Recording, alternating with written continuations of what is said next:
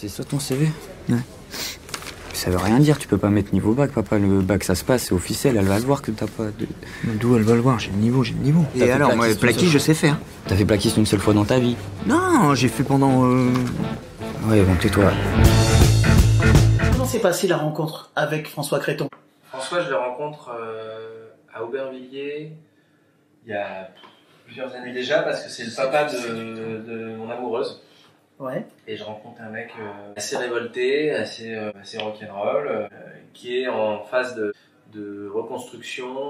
Il avait arrêté l'alcool, passé de toxico, encore sous méthadone. Voilà, donc un homme vraiment en plein changement. Et on parle de son père, et de vidéos que lui a laissé son père, où son père se filme, homme avec qui il avait une relation. À la fin de sa vie, ouais. Et on regarde ça ensemble. On y met beaucoup de nous dans ce visionnage. On parle aussi beaucoup de moi, beaucoup de lui.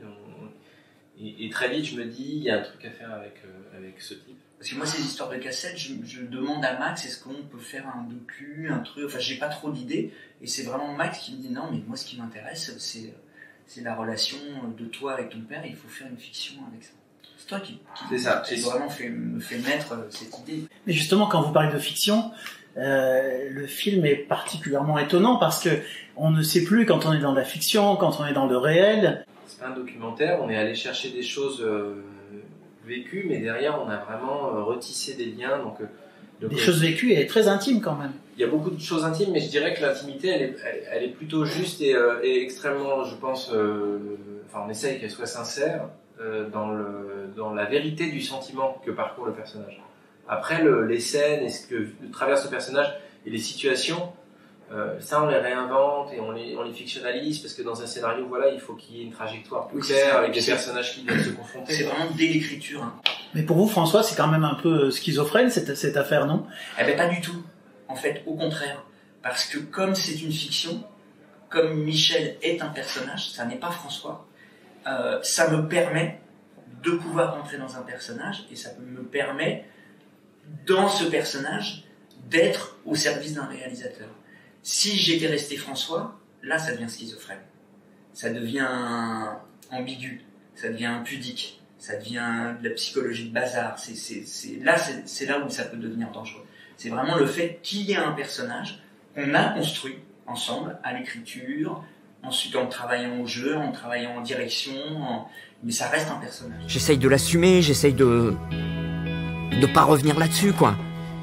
Et c'est pour ça que je voulais être clean pour ce putain de bébé, quoi. À un moment donné, il y a un déclic qui se fait, qui dit, ben voilà, là, ça y est, j'ai trouvé le personnage. J'y suis. Et c'est pas moi, finalement. La première scène, en fait, c'est assez drôle parce que ça veut tout dire. On la travaille, on fait cette scène, et j'y arrive pas. Je suis pas loin, j'y arrive pas, et Maxime cadre.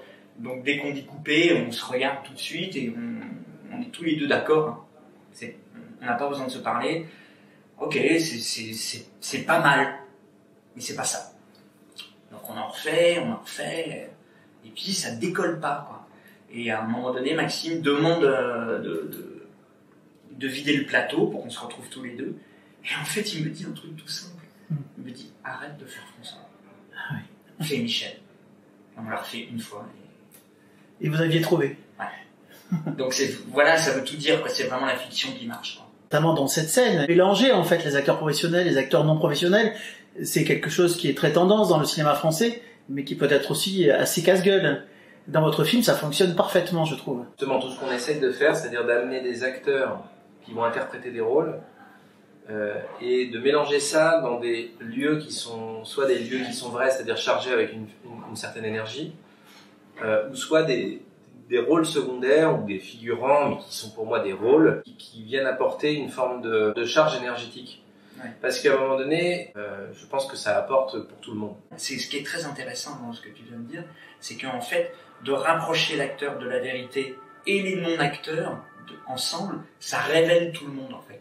J'ai rencontré Ariane Ascaride cette semaine, et je lui ai parlé de ça justement. Ah oui. Et je lui ai dit, est-ce que finalement c'est pas plus dur de jouer avec des acteurs qui sont finalement très justes parce qu'ils parlent de leur propre histoire ou de leur propre sensation? Est-ce que c'est pas plus dur finalement? Et c'est ça qui est aussi intéressant de travailler avec des acteurs comme Ariane Ascaride, qui sont des acteurs extrêmement... c'est-à-dire, attention, je dis technique, ça ne veut pas dire qu'ils sont techniques. Ça veut dire qu'ils ont une technique implacable. Ça veut dire que quand ils ont trouvé le truc, ils peuvent le faire 15 fois, 20 fois, quoi. Donc c'est ça qui est génial, c'est parce que ça me permet d'avoir des acteurs comme ça, où je sais qu'ils ont une telle connaissance du jeu que quand on l'a trouvé, ensuite l'autre qui est en face avec qui je vais essayer de chercher peut-être autre chose, on va essayer de... Ça va porter. Ouais. En fait, ça va, voilà. Et puis je sais que je peux faire confiance. Elle a un personnage très important, parce que c'est quand même celle qui dit à un moment donné, bon, je crois que je vais rentrer chez moi, quoi. Bah, car c'est elle qui dit stop, quoi. C'est pas trop difficile de jouer avec son propre fils? Non, c'est merveilleux. Parce que... On peut pas composer, là, on peut pas faire semblant. Et encore une fois, je pense qu'on a eu cette chance-là, c'est que Roméo est rentré dans la peau de Léo. Et donc, lui aussi, ça a été on faisait un film de fiction. Et je pense que c'est ça qui a été la possibilité et de pouvoir interpréter et en même temps de se rencontrer. Parce que évidemment derrière c'est Roméo et évidemment derrière c'est moi. Et évidemment comme c'est quand même des histoires très très proches de la réalité, il y a eu des moments où on a revu, enfin voilà, on s'est remis en surface des moments de vie. Et ce qui a été magique, c'est justement de pouvoir les jouer et de pouvoir un peu se dire sans dire de mots, de pouvoir se dire à la fin de la prise, ok, maintenant ça, c'est fait. On peut passer à autre chose. François, vous portez complètement le film sur vos épaules, je trouve. Vous transpercez l'écran, vous êtes lumineux, attachant, enfin, c'est impressionnant. Mais vous êtes aussi très bien entouré, avec notamment Richard Bohringer, qui joue le rôle du père. Je l'ai jamais trouvé aussi tendre que dans ce film. Qui nous accueille, quoi. Ce qui est très fort dans la rencontre avec Richard, c'est que déjà, on l'a écrit pour lui. Donc déjà, ça c'est vraiment dès le départ. Et c'est bien que tu dises ça parce que on voulait qu'il soit tendre. En fait, le personnage est tellement dur que c'était pour nous, pas que pour moi, parce qu'en fait, on choisit beaucoup de choses ensemble aussi, mais pour nous, c'était une évidence que l'acteur qui allait incarner ce père, donc ce grand-père, ce père, devait être attachant. Oui. Et sinon, c'est trop dur. Et donc Richard, il a ça, il a ce truc.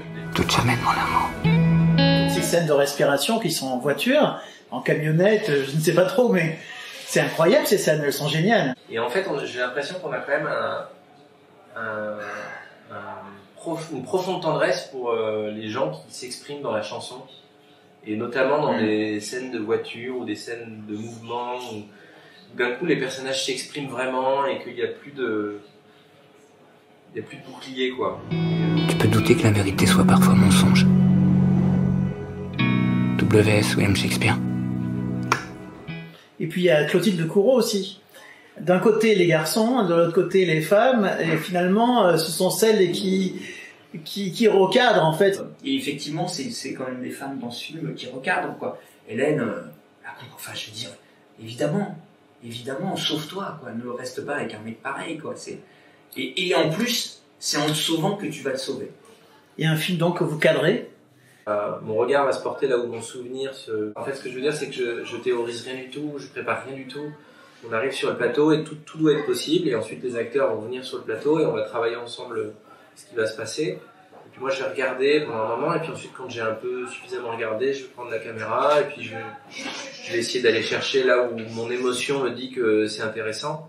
Mais par exemple, il y a une scène qui est assez... qui pour moi ne pourrait exister que dans cette façon de faire. Et c'est pour ça que du coup je travaille comme ça. C'est une scène où le personnage de Michel a replongé et il lève la main dans un cercle de parole et on reste sur lui. Et en fait, on fait cette réunion qui dure longtemps. Et là, j'ai la caméra depuis peut-être, je sais pas, 20 minutes, 30 minutes sur l'épaule. Et à un moment, la réunion s'arrête et le fait qu'on recrée cette chose-là, je ne sais pas ce que vont faire les autres acteurs. Donc à un moment donné, il y a un élan de solidarité qui vient de par le fait que, en fait, c'est la vérité de ce qui se passe dans ces cercles-là. Et que tout le monde vient prendre François, donc le personnage de Michel, dans les bras, lui dire courage, une petite tape sur l'épaule, un petit truc, ça va aller. Et en fait, ce truc-là, je ne le prévois pas. Et moi, avec ma caméra, je vais là où ça m'émeut et je suis sur Michel. Et je sens que l'émotion monte parce que je reste là. Et que je ne fais absolument aucune répétition.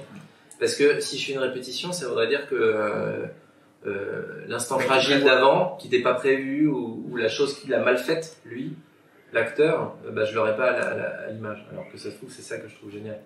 Voilà. Je vous remercie à tous les deux. Merci. Et bonne sortie le 20 octobre. Ouais. Ouais, merci.